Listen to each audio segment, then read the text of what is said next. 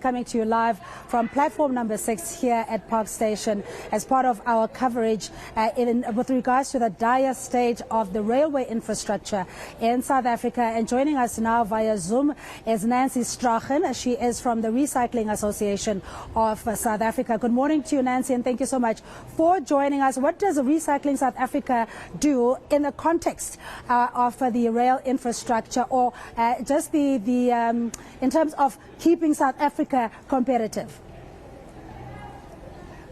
Good morning, thank you. Yes, what we do is encourage responsible recycling within the industry itself. No legitimate business wants to take part in reducing the capability or capacity of the economy within South Africa. So we actively go out and train recyclers in how to identify frequently stolen material and infrastructure material so that this doesn't enter the legitimate recycling chain. Yes, and just talk us through, especially when it comes to the scrap metal informal sector. One would say that it is a huge problem when it comes to vandalism of infrastructure, as we've seen with railways as well. How problematic or how dire is the situation? I would say it's a huge problem. In terms of our representation in South Africa, we only represent a small percentage of the actual formal industry, and we don't even touch on the informal industry.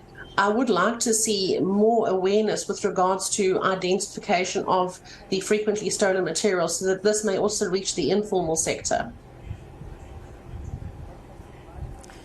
Yes, and are there systems or programs, Nancy, that would educate, as you were saying, those that are negatively impacting the infrastructure to understand that there are alternatives where you can legitimately run a business or fend for yourself using the proper channels?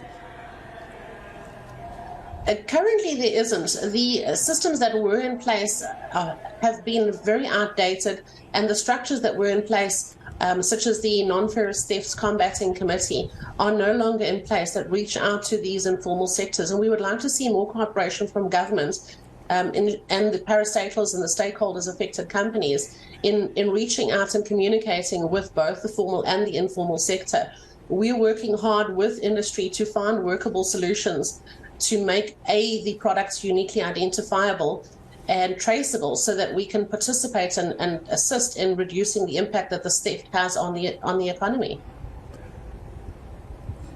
Yeah, and not just the theft. I mean, we've seen, particularly on the highways, where these recyclers would be pulling what one could only call a trailer, a massive amount of volume of recycled material that they then take to what is not even a formal depot, Nancy. So that in itself not only creates an environmental hazard, but it also puts their lives in danger. What do you think the interventions could be, not only from government, but associations like yourself?